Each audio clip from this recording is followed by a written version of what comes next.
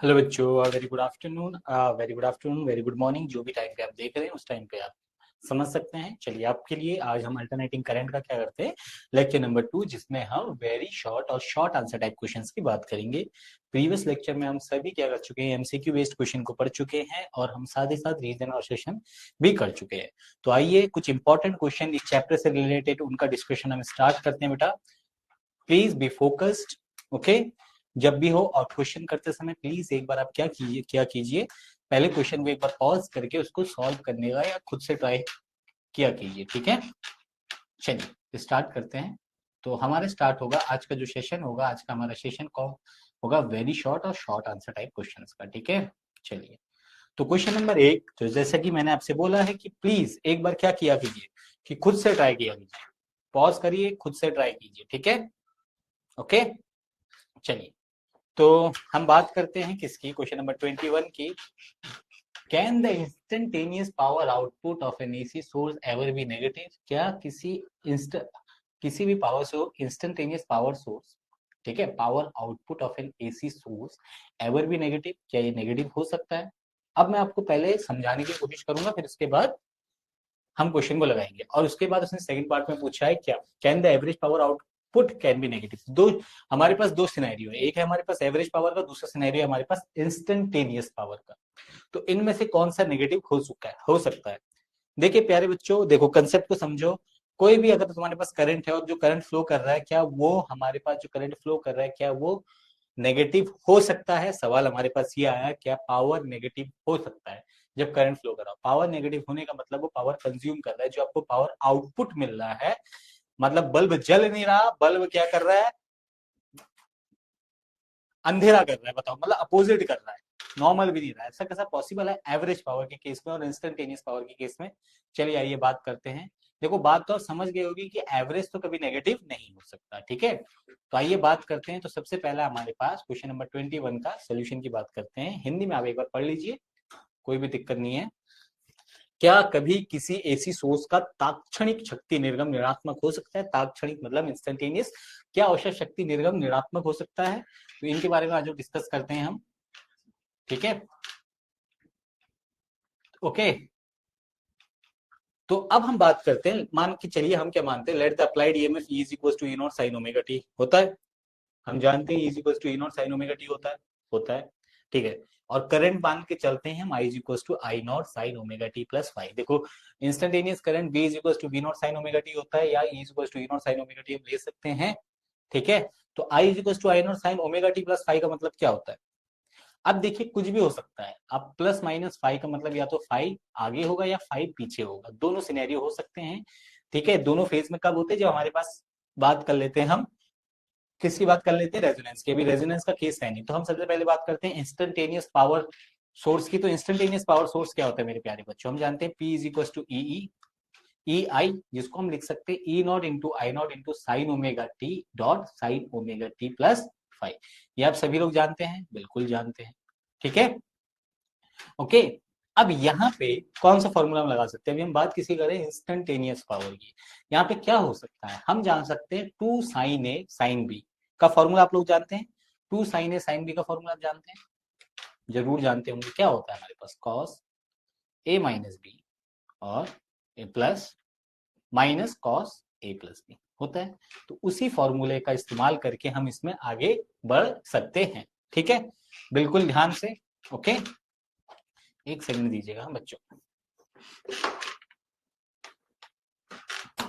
अभी सही है, ठीक है। तो हमारे पास ये आ गया। तो कॉस ए माइनस बी, अब दो तरीके हैं, अब चाहे ए इसको मानो और चाहे ए इसको मानो, दोनों में से आप किसी को भी मानो, आपका काम बन जाएगा, ठीक है। अब चाहे इसको मानिए चाहे इसको मानिए, दोनों में से किसी को भी मानिए, अपना काम बन जाएगा। अगर आप मान के चलो ए इसको मानते हो, तो A minus B omega T plus five minus omega T कितना बच जाएगा हमारे पास? फाइव बच जाएगा, लेट अस से फाइव बच गया।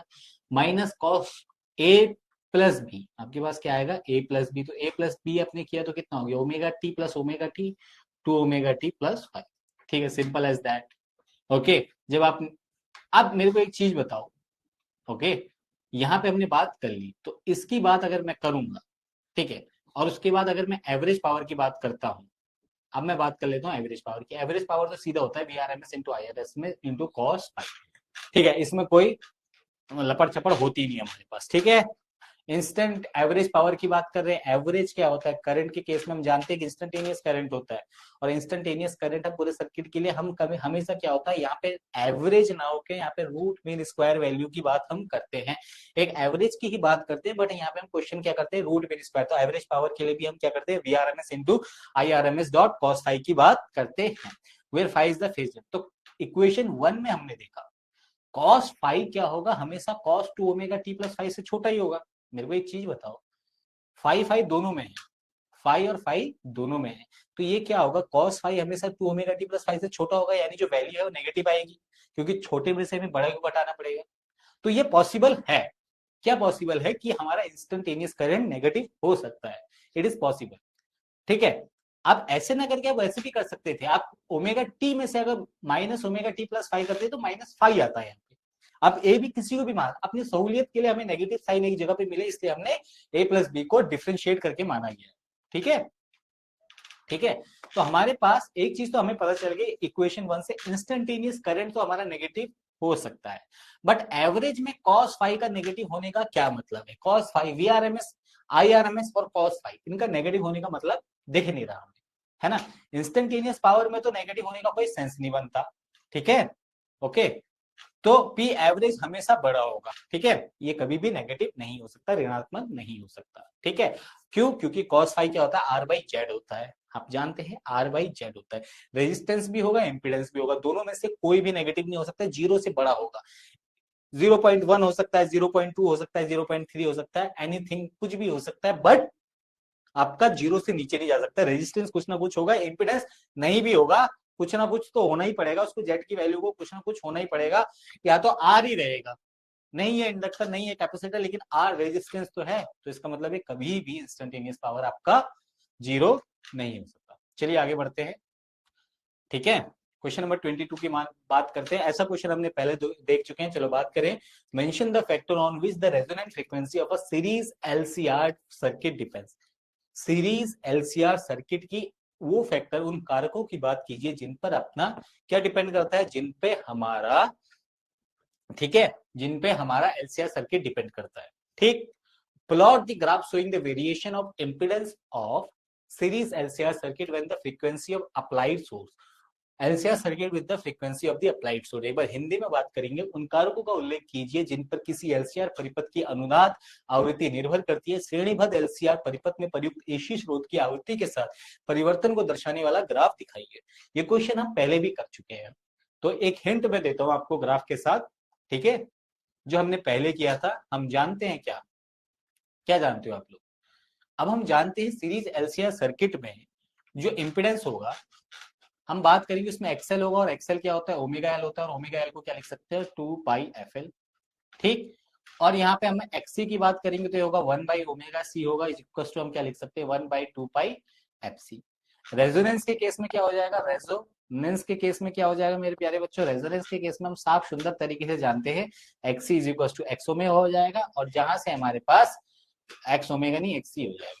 ठीक है, और जहां से हमारे पास मेरे प्यारे बच्चों एफ की वैल्यू आ जाएगी 1/2π/LC। चलो, अब यहां से देखो, omega is equal to 2πfl की बात कर लेते हैं, तो omega is equal to 2xl is equal to 2πf की बात करते हैं। तो इसमें जो एक्सएल है, यानी हमारे पास जो इंडक्टिव रिएक्टेंस है, वो डायरेक्ट डिपेंड कर रहा है किस पे, फ्रीक्वेंसी पे। और ये अगर ये फ्रीक्वेंसी पे डायरेक्टली डिपेंड कर रहा है मेरे प्यारे बच्चों, इसका मतलब फ्रीक्वेंसी बढ़ने पे पहले इंडक्टिव रिएक्टेंस बढ़ेगा, इंडक्टिव रिएक्टेंस बढ़ेगा बढ़ेगा, फिर और ये कम होगा, होगा एक समय तक ये कम होगा, तो कम होगा तो एक्सी की वैल्यू कम होगी, लेकिन किसके बाद, एक समय ऐसा आएगा जब दोनों फ्रीक्वेंसी बराबर हो जाएगी दोनों के लिए, तो एक समय रेजोनेंस के बाद फिर क्या हो जाएगा, कैपेसिटिव हो जाएगा सर्किट, और एफ की वैल्यू कम होते जाएगी, फ्रीक्वेंसी की वैल्यू कम होते जाएगी, तो एक्सएल कम होगा लेकिन एक्सी बढ़ेगा। तो इसको आप कैसे रिप्रेजेंट कर सकते हैं ग्राफ में, देखिए मिनिमम कितना आ सकता है, जब एक्सएल और एक्सी बराबर हो जाए, यानी केवल और केवल प्योरली रेजिस्टिव सर्किट हो सके, कब बढ़ सके, या तो पहले क्या हो, कंप्लीट जेड हो जिसमें सब कुछ हो, सर्किट में हमारे पास सब है, कैपेसिटेंस है, इंडक्टेंस है, सब कुछ है। फिर जब दोनों रेजोनेंस के केस में आ जाएगा, दोनों नलीफाई कर देंगे हम, केवल और केवल प्योर रेजिस्टिव सर्किट की तरफ काम करेगा तो पहले क्या करेगा, कम होगा, फिर एक समय के बाद बढ़ेगा, यानी दोनों के केस में बढ़ेगा। कहां से बढ़ेगा, जो इसका जो हमारे पास क्रिटिकल पॉइंट होगा वो होगा एफ आर, बोले तो रेजोनेंस फ्रीक्वेंसी। तो इसका ग्राफ आप देख सकते हैं, फ्रीक्वेंसी नीचे एक्स एक्सिस में प्लॉट किया गया और आपका इंपिडेंस जेड एक्सिस में प्लॉट किया गया। कैसे इंपिडेंस हमारा हैम्पर्ड होता है, या किसके केस में, किसके केस की बात कर रहे हैं हम,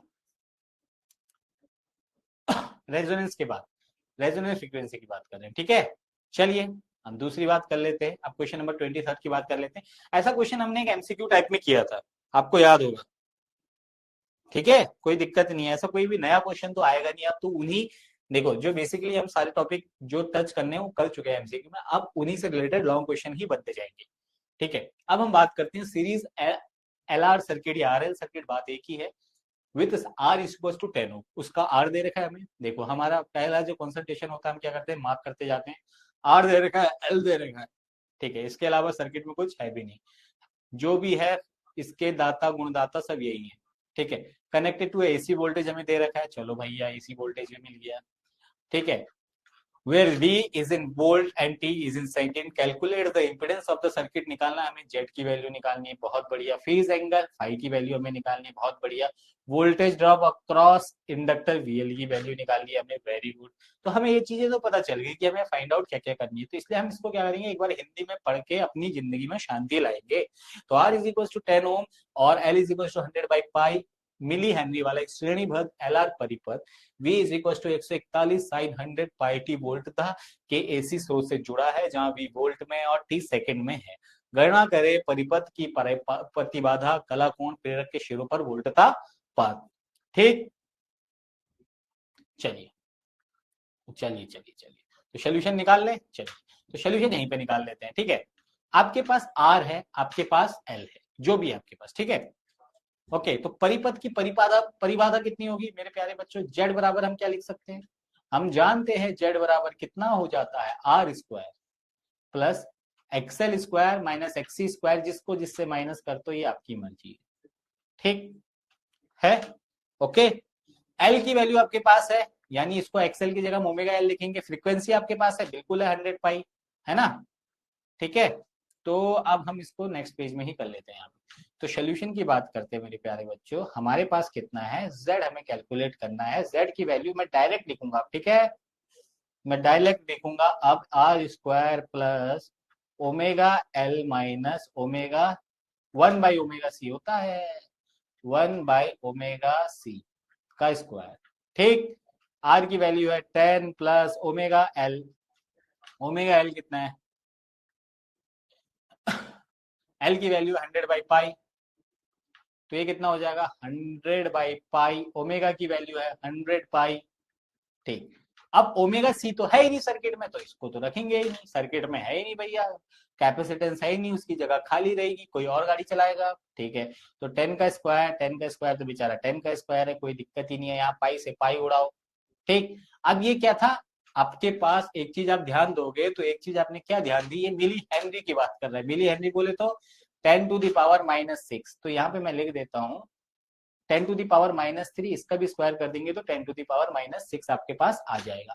100 यानी 1 2 3 4, 4 का दुगना 8 आएगा, तो इसका मतलब क्या हो गया, अरे यार यहाँ पे, ठीक है, 10⁻⁻ आपके पास -6, तो टोटल 10 का स्क्वायर प्लस 10 का स्क्वायर आ जाएगा, रूट अपन लोग लगा देंगे। ठीक है, तो इसको हम बोल देंगे 10√2। ये क्या निकल गया, इम्पिडेंस निकल गया। ठीक है, इम्पिडेंस आप लोगों ने निकाल दिया, बहुत शानदार, स्वागत है आपका। कला कोण फाई की बात कर रहे हैं, तो कला कोण फाई की बात दो तरीके से वैल्यू निकाल सकते हैं। तो हम कॉस फाई ले लेते हैं, हमारे पास आर है, हमारे पास जेड है, हम लिख देंगे R/Z।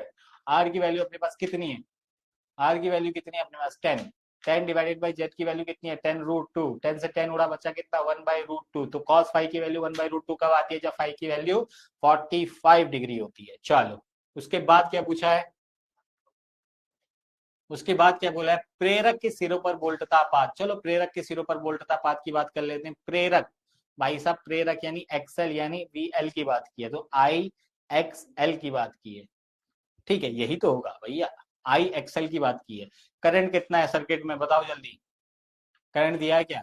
ओहो, करंट नहीं दिया है। तो करंट को निकालने के लिए आप क्या कर सकते हो बताओ? तो करंट को निकालने के लिए आप क्या कर सकते हो? 141 डिवाइडेड बाई जेड कर सकते हो, बिल्कुल कर सकते हैं सर। तो हम यहाँ पे करंट निकालने के लिए 141 बाई जेड लिख सकते हैं, बिल्कुल लिख सकते हैं। तो यहाँ पे आई वी बाई जेड हो जाएगा 141 डिवाइडेड बाई एम। जेड लिख लो, जेड की वैल्यू 10√2 आ जाएगी।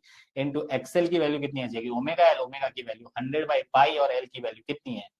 इम्पिडेंस की वैल्यू कितनी है? 100 बाई पाई। अच्छा, इम्पिडेंस की वैल्यू रख दी क्या मैंने? 100 बाई पाई है, ओमेगा की वैल्यू है 100 पाई। सॉरी सॉरी सॉरी, पाई से पाई उड़ा लो,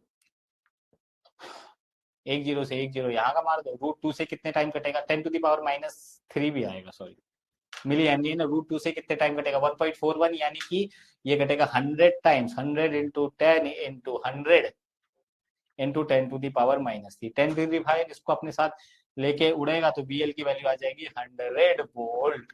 ठीक, चलो यहाँ तक कोई दिक्कत तो होगी नहीं। बहुत अच्छा क्वेश्चन है, इजी इजी सा क्वेश्चन है, आपने इसको निपटा दिया है। ओके, चलिए आगे बढ़ते हैं।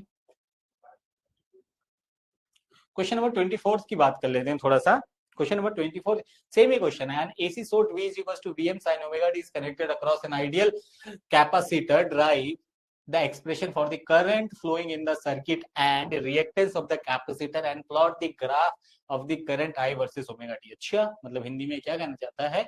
किसी आदर्श संधारित्र के सिरों पर AC स्रोत V is equals to Vm sin omega t संयोजित है। परिपथ में प्रवाहित धारा और धारितीय प्रतिघात के लिए व्यंजक उत्पन्न कीजिए। धारा आई और ओमेगा टी के बीच ग्राफ दीजिए। क्वेश्चन ये कहना चाह रहा है कि आपको क्या करना है कि एन एसी सोर्स है कोई, जिसमें V equals to Vm sin omega t बह रही है। मान लिया आइडियल कैपेसिटर के आसपास घूम रहा है। अगर ये आइडियल कैपेसिटर के आसपास घूम रहा है तो क्या आप current flowing in the circuit derive कर सकते हैं? तो बेटा सबसे पहला आपके दिमाग में यही आता है कि अगर मेरे पास वोल्टेज की वैल्यू है, वोल्टेज की वैल्यू है, देखो एक तरीका बता रहा हूं मैं, बस सोचने का बच्चों का होता है। तो मेरे पास आई बराबर तो सिंपल ही हो जाता है ना, V equal to I R, और आई बराबर V बाई आर। V की वैल्यू तो है हमारे पास Vm sin omega t, R से डिवाइड कर दूंगा, मैंने खाली नीचे जेड लिख दूंगा, बात खत्म हो जानी है ना। तो ये आई नॉट हो जाएगा, ये इसकी वैल्यू मैं क्या कर दूंगा? Vm बाई जेड की वैल्यू को मैं आई एम बोल दूंगा। क्या ऐसा हो सकता है क्या? लेकिन फेज कहाँ रहेगा? ये फेज डिफरेंस नहीं दिखाएगा। तो इसी के लिए हमारे पास एक तरीका आया कि हम क्या करते हैं, डेरिवेशन बनाते हैं जिसका नाम है कैपेसिटिव डेरिवेशन। ऐसे ही बोल दिया मैंने, कोई नाम नहीं है इसका। ठीक है, मान लिया कैपेसिटर कनेक्ट है, capacitor C for current, C for capacitor.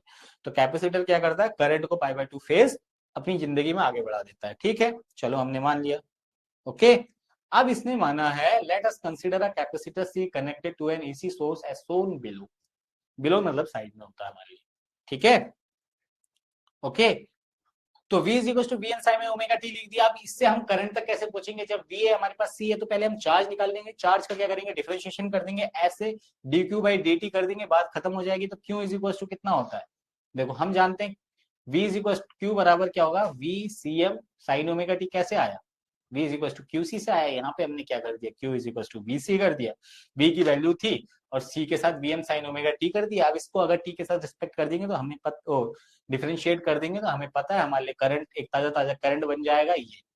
फिर Vm तो कांस्टेंट है, C कांस्टेंट है, बेचारे बाहर आगे निकल के, लेकिन साइन ओमेगा टी को पकड़ के डिफरेंशिएट कर दिया डी बाई डी टी ने। उसने कहा रुक भाई तू यहीं पे। ठीक है, जैसे ये करेगा तो ये हो जाएगा कॉस ओमेगा टी। अब जब वोल्टेज हमारे पास Vm साइन ओमेगा टी है और करंट हमारे पास कॉस ओमेगा टी है, तो हमने कहा दोनों की दोस्ती कराते हैं और दोनों को साइन में लिखते हैं। तो कॉस ओमेगा टी को अगर हम साइन में लिखना चाहे तो हम क्या लिख सकते हैं? तो साइन ओमेगा टी प्लस π/2 हम लिख सकते हैं। ठीक है, दोनों की दोस्ती हो गई, जिससे हमें ये भी पता चल गया दोनों में दुश्मनी है या दोस्ती है। तो करंट बहुत आगे निकल गया जिंदगी में, तो इसको हम बोल देते हैं, यहाँ पे से अगर हम इसमें क्या करेंगे, सीधे सीधे वैल्यू रखेंगे, I is equal to omega C V M sine omega T plus π/2 आपका बन जाएगा। क्या बन जाएगा? और उसमें जो बचेगा ये ओमेगा सी, ओमेगा सी जो भी आपका बचेगा, तो 1/ओमेगा सी ये क्या हो जाता है? हम जानते हैं क्या हो जाता है, ये कैपेसिटिव रेजिस्टेंस हो जाता है। तो यहाँ पे हम लिखेंगे I is equal to I M sine omega T plus π/2। I M क्या है मेरे प्यारे बच्चों? आई एम क्या है? आई एम देखो वोल्टेज होता है Vn बाई रेजिस्टेंस। तो यहाँ पे कितना था हमारे पास? XC। ये ओमेगा सी का मतलब क्या है, एक्सी की बात कर रहा है, यानी 1/ओमेगा सी हमारे पास क्या हो जाता है, कैपेसिटिव रेजिस्टेंस हो जाता है, तो इसको लिख देंगे ओमेगा सी। ठीक है, बात खत्म। तो हमारे लिए आई भी निकल जाएगा। ओके, ठीक है, चलो कहानी खत्म हो गई हमारे पास। तो हमारे पास करंट के लिए बन गया I equal to I M sine omega T plus pi by two. हमने वहां पे V equal to V naught में वी एम की वैल्यू दे रखी है, पीक वैल्यू, तो हमने यहाँ पे भी क्या आई एम को ले लिया पीक वैल्यू। ओके, आगे बढ़े, चलो गुच पुछ करके आगे बढ़ जाते हैं। अब इसका फेज डायग्राम बनाओ। फेज डायग्राम कैसे बनाओगे, फेज डायग्राम का मतलब है ये दिखाओ कि करंट कितनी दूरी पे है। ठीक है, आपको ये दिखाना है कि करंट कितनी दूरी पर है। देखो बेटा, शानदार तरीके से आप किसी भी तरीके से ग्राफ बनाओ, आप चाहे तो आपको पता है कि करंट क्या करेगा, पाई बाई टू फेज लीड करेगा। ठीक है, किससे, वोल्टेज से। अगर वीएम यहाँ पे है तो करंट आपका यहाँ पे हो सकता है, हो सकता है। तो ये पाई बाई टू फेज आगे निकल गया, निकल गया, पाई बाई टू फेज आगे निकल गया, बहुत शानदार तरीके से आगे निकल गया। चलो हमने मान लिया पाई बाई टू फेज आगे निकल गया।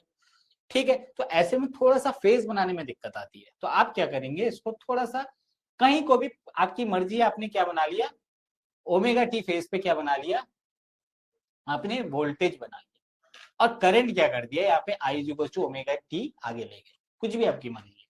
ठीक है, omega 90 plus omega by T हो गया ना। आप देखो ये 90 और ये ओमेगा टी, तो करंट हमारा सीधा सीधा 90 plus omega by omega T हो गया, हो गया। तो आप कुछ नहीं करना है, वोल्टेज को क्या करो, ऐसे बना दो इसके पीक वैल्यू से। और इसका मतलब क्या होता है, जब आपका करंट स्टार्ट हुआ था तो वोल्टेज इसके पाई बाई टू बाद में स्टार्ट होगा, समझ रहे हो। जो फेज लैग है वो फेज लैग का मतलब ये है कि वोल्टेज पाई बाई टू हमारा जिंदगी में पीछे रह गया। ठीक है, ओके। तो I m is equal to omega T plus pi by two आगे निकल जाएगा बेचारा। ठीक, तो omega two pi by two आगे निकल गया। ओके, समझ गए मेरी बात को, चलो बहुत अच्छे से समझ गए। ठीक,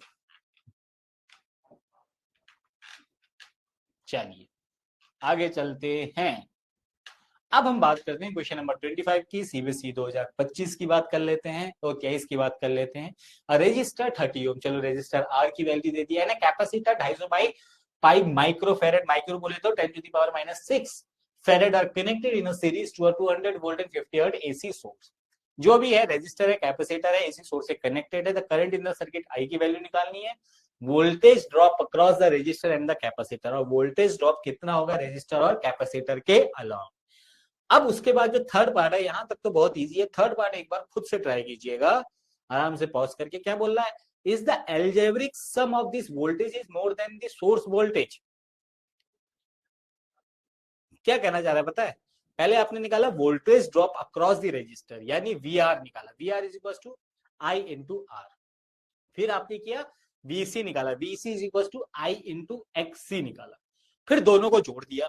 फिर जैसे आप जोड़ोगे तो आप देखोगे जो अपने 200 वोल्ट ऊपर क्वेश्चन में गिवन है, 200 वोल्ट का जो आपका अप्लाइड वोल्टेज है उससे ज्यादा निकल जा रहा है दोनों का सम, यानी दोनों के सिरों पर जो वोल्टेज खत्म हो रहा है, जो लॉस आ रहा है, मतलब 200 रुपए आपके पास है, एक 120 खर्च कर रहा है, एक 100 खर्च कर रहा है, यानी टोटल मिला के दोनों 220 खर्च कर रहे हैं, लेकिन आपने दिया तो 200 था। तो ये क्यों आ रहा है, और इस पैराडॉक्स को आपको हल भी करना है। तो चलिए इस क्वेश्चन को सॉल्व करते हैं। बहुत इजी है, लेकिन जो शब्द है पैराडॉक्स वो थोड़ा सा टफ है, तो हिंदी में पढ़ने की कोशिश हम कर लेते हैं थोड़ा। 200 वोल्ट 50 हर्ट्ज के एसी स्रोत से 30 ओम का कोई प्रतिरोधक और 250 बाई पाई माइक्रोफेरेड का संधारित्र श्रेणीबद्ध में संयोजित है। श्रेणीबद्ध मतलब सीरीज में संयोजित है। परिपथ में धारा निकालो, प्रतिरोधक और संधारित्र के सिरों पर वोल्टता पात निकालो। क्या इन वोल्टताओं का बीजगणितीय योग स्रोत के वोल्ट से अधिक है, यदि हाँ तो इस समस्या का निराकरण कीजिए। कर देंगे आप निराकरण, चलिए निराकरण करते मेरे प्यारे बच्चों। चलिए चलिए चलिए, तो देखो सबसे पहले करंट निकालना। करंट निकालने के लिए हमें क्या चाहिए, करंट निकालने के लिए हमें वोल्टेज चाहिए, वोल्टेज के साथ साथ हमें रेजिस्टेंस चाहिए। लेकिन क्या है हमारे पास इस केस में रेजिस्टेंस, रजिस्टर भी है और कैपेसिटर भी है, तो इस केस में हम इंपेडेंस निकालते हैं। इंपेडेंस कैसे निकालते हैं, Z is equal to under root R square plus XC square. L तो है ही नहीं बेचारा, एल अभी घर गया थोड़ा सा, थोड़ी देर बाद आएगा, अगले क्वेश्चन में आ जाएगा। ठीक है, तो कैपेसिटी सी की वैल्यू निकालो, तो सी कितना है 250 by pi into 10 to the power -6 farad. Simple question में गिवन है। फ्रीक्वेंसी आपको गिवन है, आर आपको गिवन है, बी आपको गिवन है। ठीक है, तो कैपेसिटिव रिएक्टेंस की बात करें तो एक्सी इज इक्वल टू कितना हो जाता है 1/2 पाई एफ। तो एक्सी की बात की आपने 40 वोल्ट निकल गया। आप बोलोगे सर ऐसे कैसे सॉल्व करें, सॉल्व तो आप ही करोगे ना, क्या है इसमें। एफ की वैल्यू है, एक्सी की वैल्यू है, आगे से स्टार्ट करते हुए आए 2 पाई एफ सी। 2 पाई तो 2 पाई, एफ की वैल्यू फ्रीक्वेंसी की वैल्यू 50 हर्ट्ज, और कैपेसिटी की value 250 divided by pi into 10⁻⁻6। पूरा खुचर खुचर खुचर खुचर करके आ गया आपके पास 40 ओम आ गया। चलिए बहुत शानदार, 40 ओम आ गया। अब करंट इन द सर्किट, तो इसमें आपको पूरा इंपेडेंस चाहिए, रेजिस्टेंस भी तो है। बोलेगा भैया हम भी हैं, तो हम बोलेंगे ठीक है। तो आर को रखा, एक्सी को रखा, दोनों को जोड़ा, 900 प्लस 1600 2500, 2500 का रूट 50, तो आपका जो करंट आ गया 40 एम्पियर आ गया। ठीक, अगर 40 एम्पियर आपके पास करंट आ गया तो voltage across resistor and capacitor की बात करते हैं। किसकी बात करते हैं, voltage across resistor and capacitor की बात करते हैं। चलो क्या होगा हमारे पास, voltage across resistance and capacitor की बात करेंगे, क्या होगा हमारे पास। ठीक है, तो वोल्टेज ड्रॉप निकालना है हमें, तो V R is equal to, simple सी बात है, I R M S into R. तो 4 × 30 इक्वल टू 120 वोल्ट। 30 कहां से आया सर, तो रेजिस्टेंस की वैल्यू सेपरेटली तो 30 है, तो उसके अक्रॉस ऐसे रेजिस्टेंस लगा हुआ है, ठीक है, और इधर से कैपेसिटर लगा हुआ है, ठीक है। तो यहाँ पे बात के चलो ए, यहाँ पे बी, तो हमारे पास क्या हो जाएगा, वी ए बी क्या हो जाएगा, तो इसके अक्रॉस जो होगा वो रेजिस्टेंस के अक्रॉस होगा। फिर उसके बाद ये बी और ये सी, तो आप बोलोगे वी बी सी अपने पास क्या हो जाएगा, कैपेसिटर के अलॉन्ग वोल्टेज ड्रॉप हो जाएगा। ठीक, दिक्कत देंगे ना वोल्टेज को आसपास निकलने में, कहेंगे रुक जा भाई कैपेसिटर लगा। तो आई एक्स से निकाला आपने, 4 आपका करंट आई रखा है, वोल्टेज आपका 40 है। अब सीरीज की बात करें तो इसमें करंट जो फ्लो करेगा वो आई आर एम एस ही करेगा, क्योंकि सीरीज है, सीरीज में तो करंट सेम ही जाता है, दोनों के लिए करंट तो सेम ही है। तो वी टोटल हो जाएगा 160 120, दोनों निकाला अपने 200 वोल्ट। यही है जो कहानी खराब कर रहा है। लेकिन आपने दिया जो था सीरीज में, तो देखो आपने सीधे सीधे जोड़ दिया ना, है ना। आपने जो दिया था मेरे प्यारे बच्चों, दिया तो 200 वोल्ट था, 280 कहां से आया, दिया जब आपने 200, लेकिन 280 आप कहां से लाए, घर से लेके आया क्या 280। आपको पता है क्या होता है, जब भी कैपेसिटर होता है तो कैपेसिटर करंट को तो लीड कराता है, लेकिन वोल्टेज जिंदगी में पीछे रह जाता है, वोल्टेज बेचारा जिंदगी में पीछे रह जाता है। तो वोल्टेज और करंट के बीच में फेज होता है ना। अब यहाँ पे फेज की बात तो कर ही नहीं रहे हैं, ये तो सीधा सीधा अपना लगा पड़ा है भाई, सीधे सीधे जोड़ दे रहा है, ऐसा पॉसिबल नहीं है। ठीक है, तो इसलिए हम यहाँ पे किसकी बात करते हैं, रिजल्टेंट की बात करते हैं। तो इसके लिए अगर हम रिजल्टेंट निकालेंगे वी आर प्लस वी सी, तो 200 वोल्ट आएगा। देखो आपके पास शानदार तरीके से डायग्राम में चिपका रखा है। मेरी बात को समझ गए, समझ गए तो बहुत अच्छी बात है, नहीं समझे तो फिर भी समझ गए, ठीक है। मेरी बात को समझ गए, क्वेश्चन था नहीं कुछ, इस मतलब घुमाने के लिए आपको बोल दिया ऐसा। जब बच्चा पहली बार देखता कह रहा हाँ यार जोड़ के, हम जोड़ते जबकि है नहीं, हम स्टार्टिंग से जब डेरिवेशन करते हैं तो हम क्या करते हैं, हमेशा वहां पे बात किसकी करते हैं, हमेशा रिजल्टेंट की बात करते हैं। बस अचानक से आपसे जोड़ने के लिए बोलेगा तो दिमाग में आएगा यार जोड़ा हमने, लेकिन हाँ गलत आ रहा है, लेकिन सॉल्व कैसे करें, आपके दिमाग में आएगा ही नहीं कि रिजल्टेंट नाम की भी कोई चीज होती है। होता है, जब क्वेश्चन सामने दिखता है तो ऐसी चीजें हो जाती है। ठीक, तो पैराडॉक्स हमने सॉल्व कर चुका है, क्वेश्चन नंबर 25 हमारा खत्म हो चुका है। क्वेश्चन नंबर 26 की बात करते हैं। इस बार है कहानी में दम, कहानी में इस बार तीनों शेर आ चुके हैं, सलमान, शाहरुख और आमिर, एलसीआर तीनों आ चुके हैं, देखो ठीक है। तो a series LCR circuit with R is equal to 20 ohm और L is equal to 2 henry and C is equal to 50 microfarad है, is connected to a 200 volt AC source. तीनों को आपने क्या किया, एक 200 एसओ, देखो 200 ही दे रखा है, क्या याद कर लोगे क्या एग्जाम में, आपको याद रखना कि 200 वोल्ट से ही क्वेश्चन पूछ रहे हैं, ठीक है। Of a variable frequency what is the amplitude of the current. Amplitude का मतलब क्या होता है, सबसे पहला सवाल तो ये रहा, बाद में निकालेंगे हम एम्पलीट्यूड। व्हाट इज एम्पलीट्यूड, एक होता है आई आर एम एस, एक होता है वी आर एम एस, और एक होता है वी नॉट, एक होता है आई नॉट। तो एम्पलीट्यूड का मतलब होता है आयाम, पीक वैल्यू। पीक वैल्यू आप समझ लेना क्या होता है। फिर इसके बाद the average power transfer to the circuit in one complete cycle at resonance. Resonance पे क्या बात कर रहा है कि आपको क्या निकालना है, पी एवरेज निकालना है। पी एवरेज जो हमने स्टार्टिंग के क्वेश्चन में निकाला था, देन पी एवरेज की वैल्यू क्या आई थी, VRMS into IRMS into cos phi. अब जैसे मैंने cos फाई बोला वैसे ही आप समझ गए होंगे कि रेजोनेंस पे एवरेज पावर क्या हो गया। फिर उसके बाद calculate the potential drop across capacitor, और कैपेसिटर के अक्रॉस पोटेंशियल ड्रॉप निकालने के लिए आप क्या करोगे, VC is equal to I X C, I into X C की बात कर लोगे। तो क्वेश्चन का आधा पार्ट तो हो चुका है। एम्पलीट्यूड की बात करते हैं करंट की।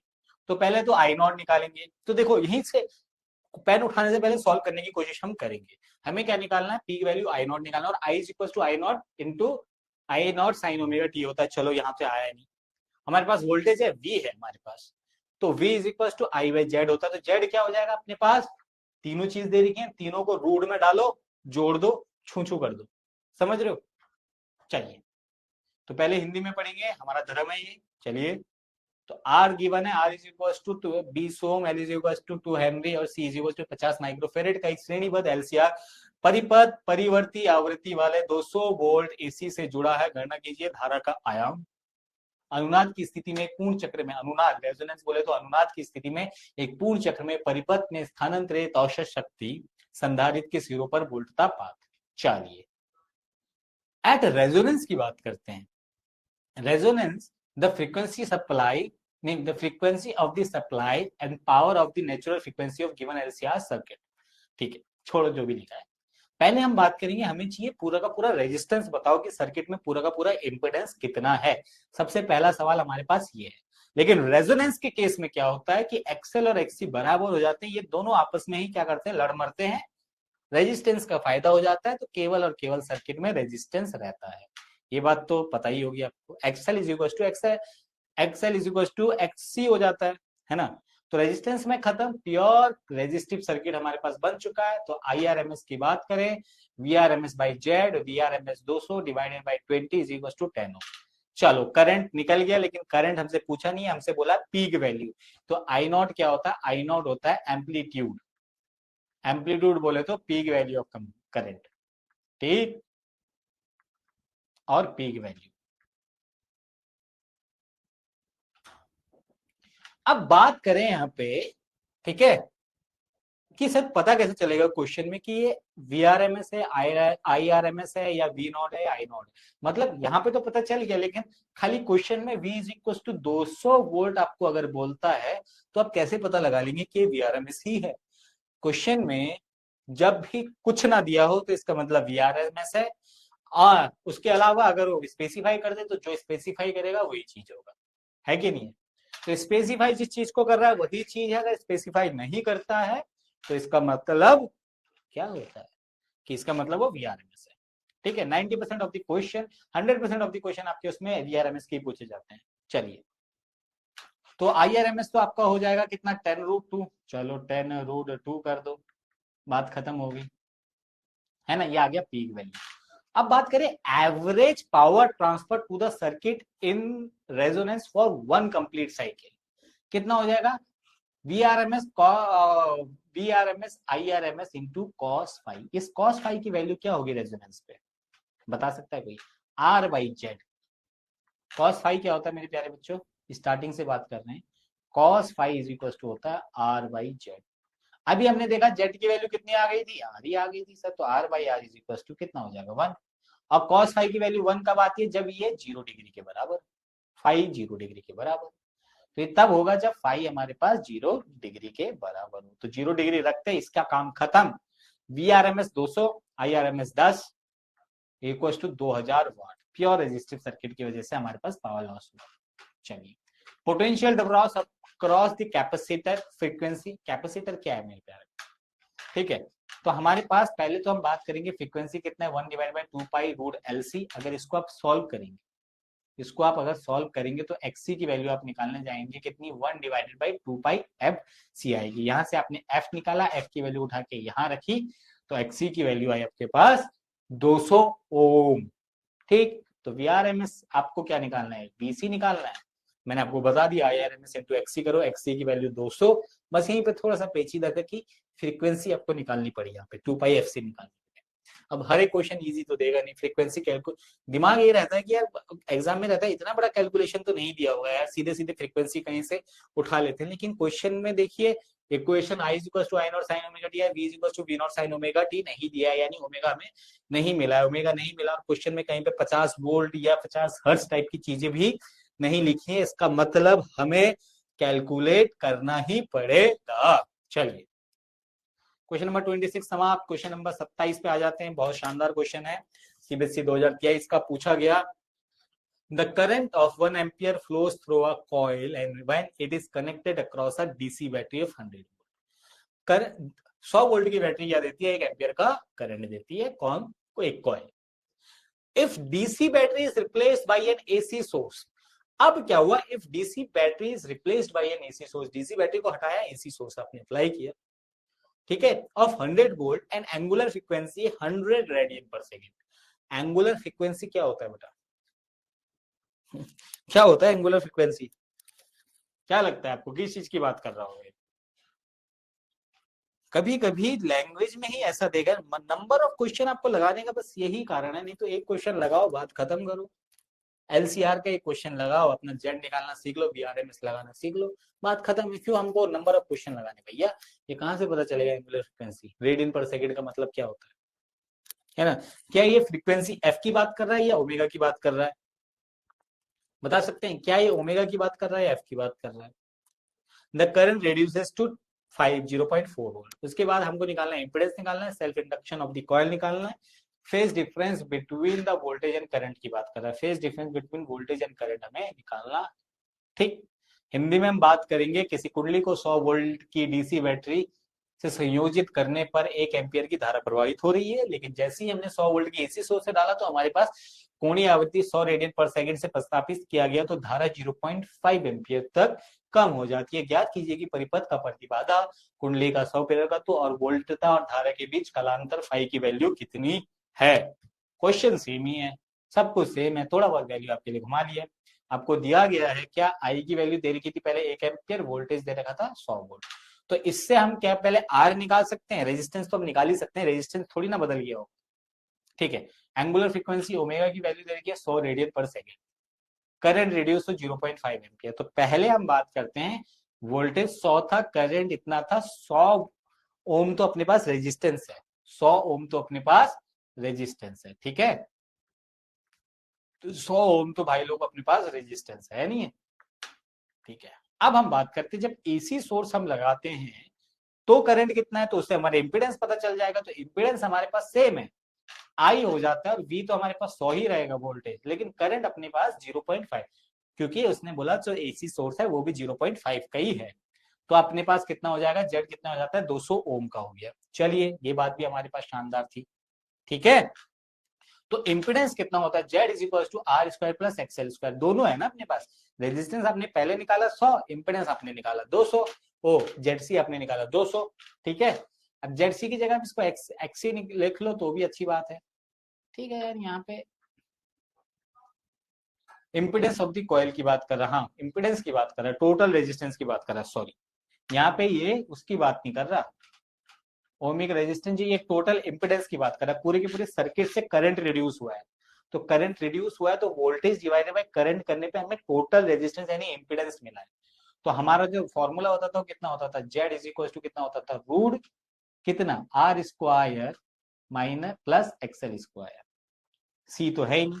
अब लेकिन हम यहां से लिख सकते हैं Z square is equal to R square plus XL square, हमें चाहिए XL is equal to Z square minus R square, root हटाएंगे तो एक्सएल बराबर कितना हो जाएगा, root Z square minus R square. बहुत शानदार कहानी बन रही है, ठीक है।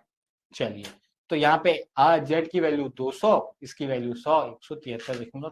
ऐसा क्वेश्चन आया था कि, अरे आया है क्वेश्चन में जाके देखो, 173 आंसर यहाँ पे तक भी छोड़ोगे तो आंसर मिल ही जाता है, वैसे कोई नहीं काटेगा।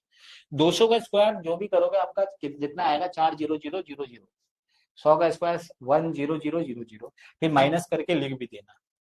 अगर 300 करीबन आ रहा है तो 3 का रूट तो 1.73 होता है ना, तो इतना तो कर ही सकते हो आप।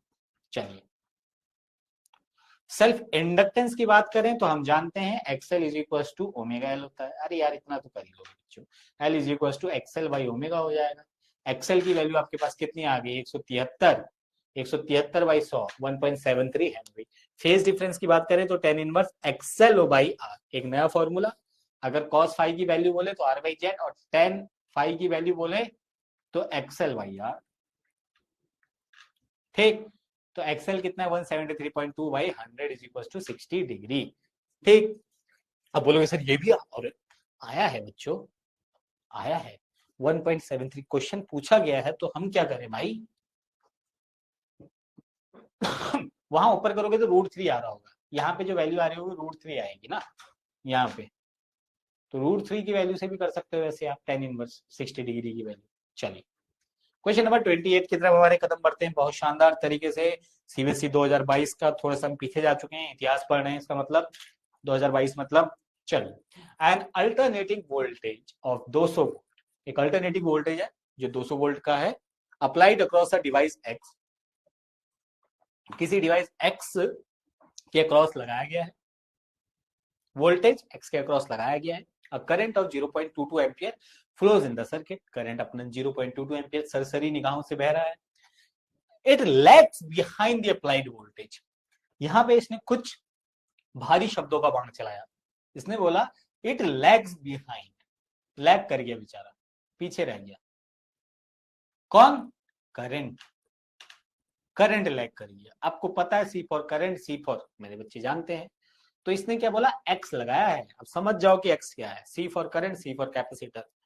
ठीक है, अप्लाइड वोल्टेज बाई π/2 रेडियन, बिल्कुल हमारे जो हमने जो सीखा है उसके सबूतों पे खड़ा उतर रहा है ये। When the same voltage is applied across the another device, अब इसी को हमने क्या किया, एक वाइट है बेचारा बगल में, उस पर अप्लाई किया।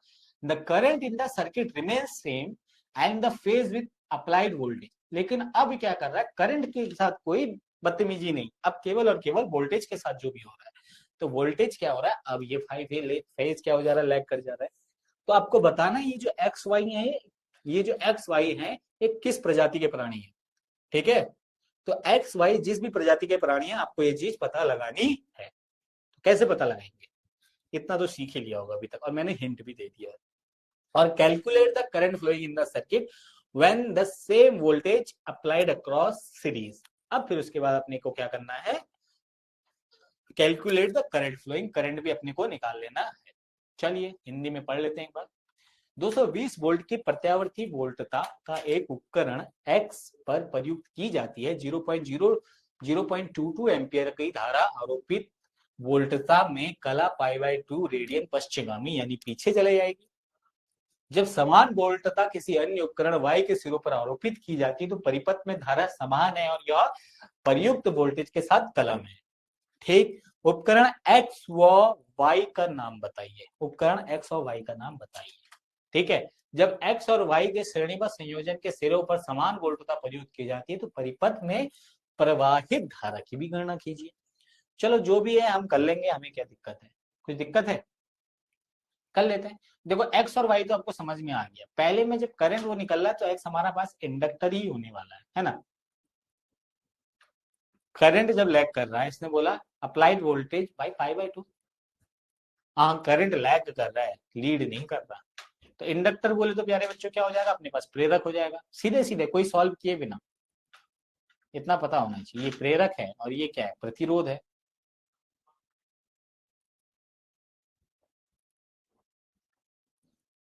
It is in phase with applied voltage, phase में है, ठीक है, रेजोनेंस में है। अब ये प्रतिरोध की बात कर रहा है, चलो बढ़िया शानदार। ठीक है, अब बात करो रेजिस्टेंस निकालो, resistance VRMS over IRMS। VRS में आपने 200 वोल्ट लगाया, करंट आपका 0.22 था, तो रेजिस्टेंस आपका 1000 ओम निकल गया। Current remain same for both the circuit, क्यों, क्यों भाई both, R is equal to XL क्यों हमने ले लिया, यही तो कहानी है। तो इसका मतलब देखो सीधे सीधा क्वेश्चन में एक पार्ट बोला है, यहाँ पे देखिए कला में है, इसका मतलब क्या होता है, रेजोनेंस की बात होती है। फेज में जब मैंने लेक्चर लिया है वहां पे भी बोला है, इस चीज पे थोड़ा सा जोर दिया है, इस with phase with the applied voltage, क्या है, फेज में है। फेज का मतलब क्या हो गया, रेजोनेंस की बात कर रहा है। किसकी बात कर रहा है मेरे प्यारे बच्चों, ये रेजोनेंस की बात कर रहा है। रेजोनेंस का मतलब क्या हो गया अपना, रेजिस्टेंस एक्सएल और आर के अपने पास सेम ही होंगे। ठीक है, current remain same for both the circuit. चलिए, आप बोलोगे रेजोनेंस में तो एक्सएल और एक्ससी बराबर हो जाता है, ऐसा भी तो होता है, ऐसा भी तो सोच रहे होगे, है ना? ठीक है, तो क्वेश्चन नंबर 28 अपना कंप्लीट हुआ। नहीं, 28वें का बी पार्ट है। अरे भाई, 28वें में एक बी पार्ट है, calculate the current flowing in the circuit when the same voltage applied across series. अब इसी वोल्टेज को जब अक्रॉस अप्लाई किया जाता है तो क्या होगा? इसका मतलब अब सीरीज में दोनों के अक्रॉस अप्लाई कर दिए, यानी जो रेजिस्टेंस है दोनों लगाएंगे, रेजिस्टेंस भी और इंडक्टर भी। अब यहाँ पे एक रेजिस्टर था, अब यहाँ पे एक इंडक्टर भी है। अब दोनों की वजह से क्या होगा, एक की वजह से आर लगेगा, एक की वजह से एक्सएल लगेगा, तो इम्पीडेंस अपने पास कितना हो जाएगा? सिंपल सी बात है, R square plus L square हो जाएगा। अब इसी को अपने को क्या करना है, करंट से डिवाइड कर देना है, वीआरएमएस से डिवाइड करना है। वीआरएमएस अपने पास है 220 वोल्ट डिवाइडेड बाई, दोनों को निकालो, दोनों की वैल्यू आपके पास पड़ी है 1000 रूट टू की वैल्यू होती है 1.41, इसका मतलब हो गया आपके पास 1414। तो 220 डिवाइडेड बाई 1414, तो आईआरएमएस कितना हो गया? 0.156 एम्पियर। बात खत्म करें, चलिए।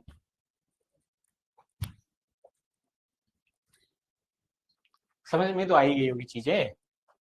क्वेश्चन नंबर 29 की तरफ अपने धीरे धीरे कदम।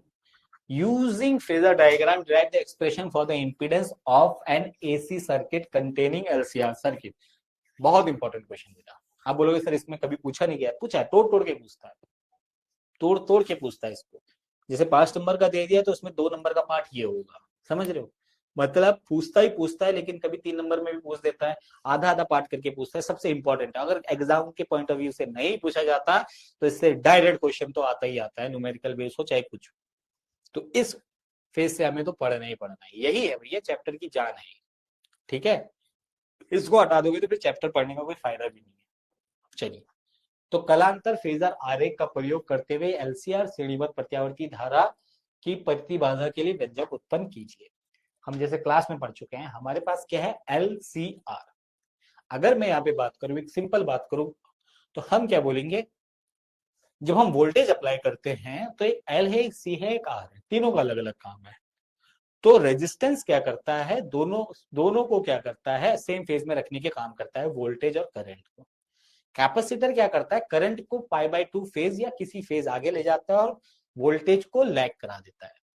वहीं पे अगर इंडक्टर की बात करें, इंडक्टर क्या करता है? वोल्टेज को आगे ले जाता है और करंट को। अब इतनी सारी चीजें जब एक सर्किट में एक साथ हो रही होती है तो समझ में नहीं आता कि कहानी बनेगी क्या। तो वास्तव में जो करंट वोल्टेज है, लैग करेंगे, लीड करेंगे, आगे कौन रहेगा, पीछे कौन रहेगा? तो इसीलिए हम बात करते हैं एलसीआर सर्किट की, ठीक है? तो चलिए, अपनी जो भी कहानी है हम पढ़ते हैं, ठीक है? कुछ भी है, मान के चलो क्या रेजिस्टेंस है R, will be V R, ठीक है? तो रेजिस्टर के एंड में हमारे पास पोटेंशियल डिफरेंस है वी आर, ठीक? उसके बाद the induce potential difference VL between the end of inductor, ठीक है? Okay, ends of inductor will be 90 degree, will be forward in the force. तो एल की वजह से क्या होगा? 90 डिग्री क्या हो जाएगा? फेज में फॉरवर्ड हो जाएगा। चलो, वोल्टेज। और वहीं पे अगर मैं करंट की बात करूं तो करंट क्या करेगा? Capacitor end in the capacitor will be C will be backward in the phase by 90 degree हो जाएगा। सारी चीजें आपको पता है, ठीक है? तो आपके पास एक डायग्राम दिख रहा है, स्वच्छ सुंदर, ठीक है? व्हाइट कलर का VL VC और VR।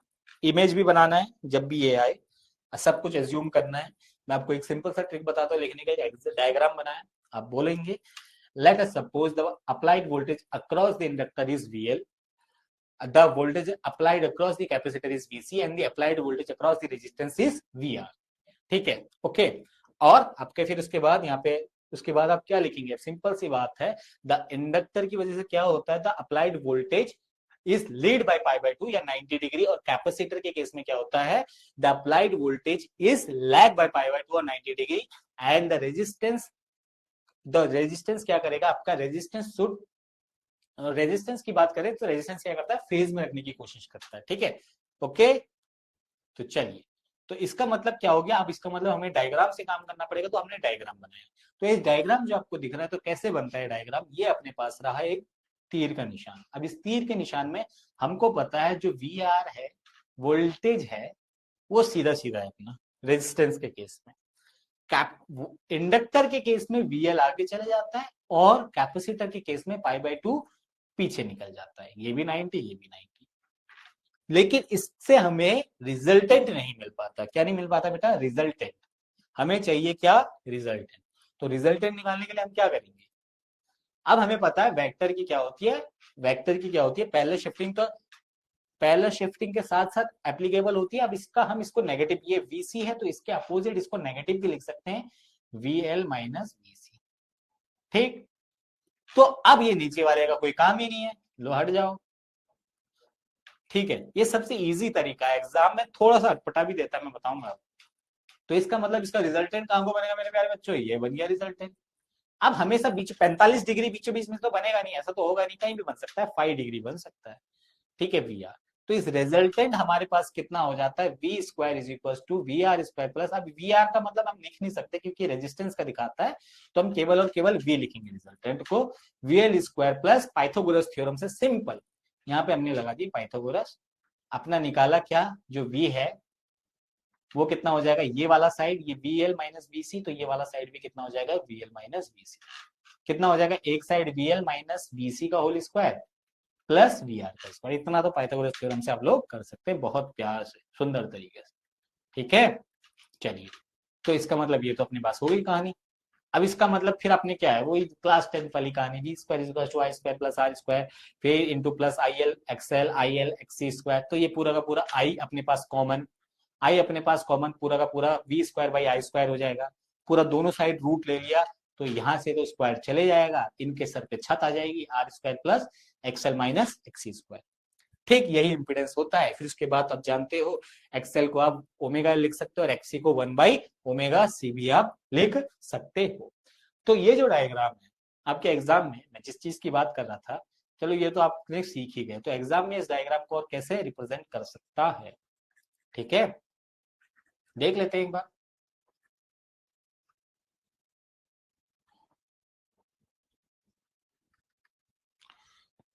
तो एग्जाम की बात करें तो वो क्या करेगा पता, कहीं पे भी रैंडमली ले लेगा।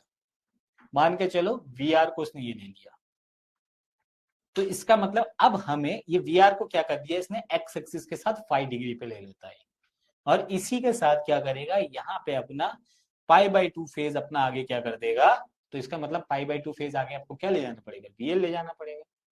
ठीक, और इससे ही आपको क्या करना पड़ेगा, पाई/2, यानी इतना, ये फाई है, ये फाई है, तो क्या होता है ओमेगा टी प्लस फाई, यानी पाई/2 प्लस फाई होता है ना, सीधी सी बात है। ये तो पाई/2 आगे आपका निकल गया, और इससे भी पाई/2, इससे भी पाई/2 आपका क्या पूरा का पूरा चले जाएगा, वीसी की बात करेगा, तो इस टाइप से डायग्राम को बड़ा अजीब सा दे देगा। ठीक है, बस ये मान के चलना सेम ही है, ठीक है, ये मान के चलना सेम ही है दोनों डायग्राम। ओके, तो ये डायग्राम हो गया। क्वेश्चन नंबर 30 की बात करते हैं, sample question, sample question paper 2023-24 में शानदार तरीके से इसको सजा के लिखा हुआ था, स्टार बनाए थे इसके ऊपर। Draw a graph showing the variation of inductive reactance and capacitive reactance with the frequency of applied source। क्या इस क्वेश्चन को हम अभी कर चुके हैं? ऐसे ही क्वेश्चन हम आगे कर चुके हैं, वो थोड़ा सा अलग है, थोड़ा सा अलग है, देख लीजिए। Draw the phasor diagram for a series LCR circuit connected to an AC source. Series LCR circuit की बात करो जो एसी सोर्स से कनेक्टेड है। ठीक, चले आगे बात करते हैं फिर, हिंदी में पढ़ने का काम, और उसके बाद सी पार्ट भी है, ठीक है, ओके, इसका सी पार्ट भी है, एक सेकंड दीजिएगा बच्चों, ठीक है।